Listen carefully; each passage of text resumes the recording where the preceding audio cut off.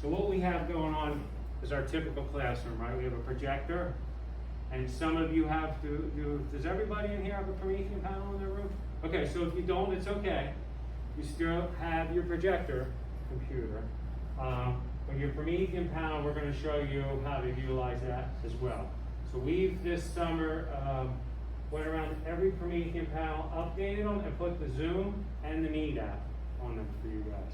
Now, why did we do that? Because whether you are more comfortable teaching your lesson through your projector or teaching your lesson through your panel, either of the two devices, you're going to join the Meet a second time, because I don't know if you're aware of that, but Meet or Zoom, you can join on multiple devices as yourself.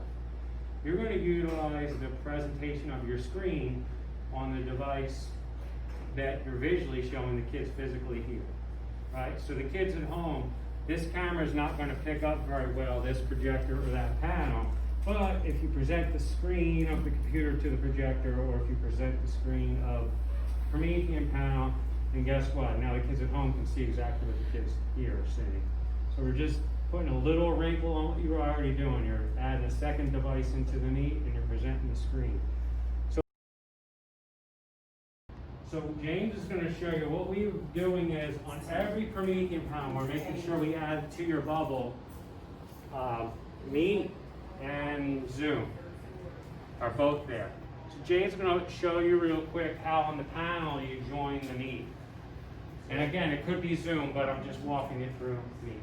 So what I like to do, whether it's probably easier to do it from your teacher desktop or your Chromebook, I would start the lesson there. So I don't know if you're going to name it like specifically for your class or ISO period 1 or whatever, but that's usually the easiest thing to do. And then you can come back to your board and then join that same. You want to log in to Drive first, that way it'll kind of unilaterally log you in across the board, because we found that if you don't do that, then it's going to kind of be problematic when you go to present your screen. So after we're signed in to Drive, we're going to open up Meet, and then we're going to go to our meeting. On the corner, the top corner, there's the 3 bubbles.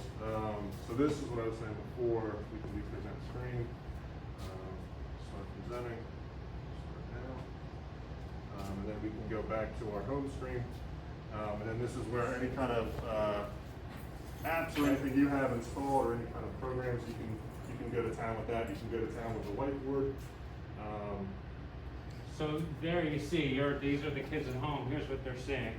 So they don't necessarily need to see you. That's up to you. If you're like ready on the board, you're not going to be able to bring your camera. Well, so that's what I just demonstrated this. So we're going to get, if you have them already, great, but the suggestion is we try and get every classroom a mobile podium, a small something you can get your Chromebook on.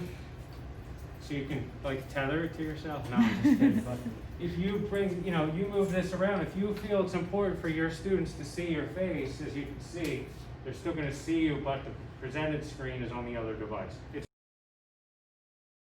other thing I wanted to add before we forget, we did it the other day. You want to make sure when you come in that this is the Chromebook itself is the only thing that's live for audio and video. Because if you have the volume up on here, on the Promethean computer, you're going to get feedback.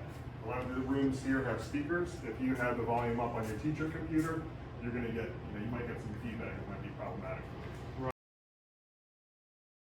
All right, so you go to Google Meet, you type in the code that you gave the kids that are at home, and then you're going to share the screen and put up your presentation of whatever it is, teach, and there you go. Right.